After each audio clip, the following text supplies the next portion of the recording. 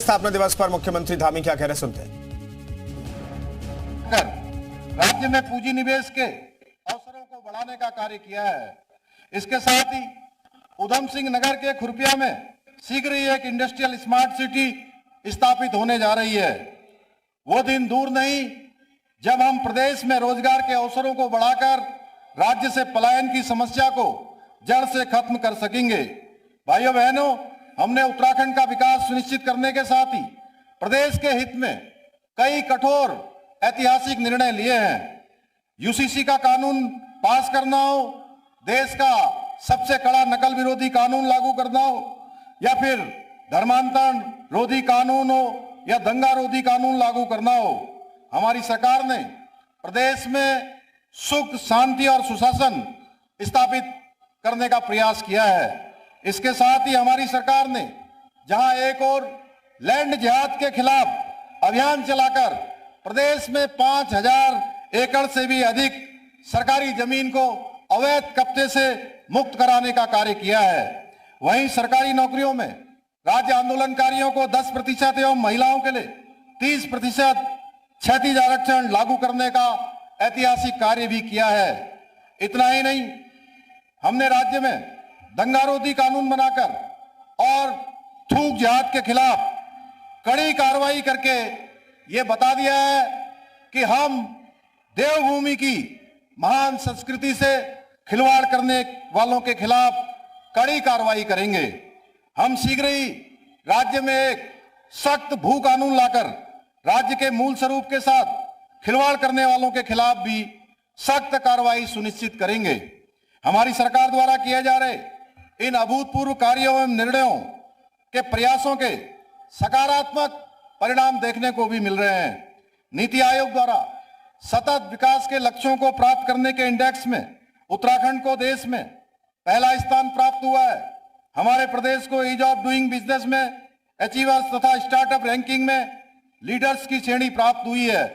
हमने एक वर्ष के भीतर बेरोजगारी दर में रिकॉर्ड 4.4% की कमी लाकर राष्ट्रीय औसत को भी पीछे छोड़ने का काम किया है।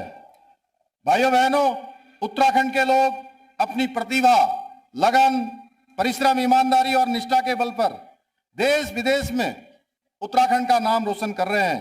पिछले वर्ष की भांति ही इस वर्ष भी राज्य के ऐसे 5 प्रतिभाशाली व्यक्तित्वों को उत्तराखंड गौरव सम्मान पुरस्कार से सम्मानित किया जा रहा है।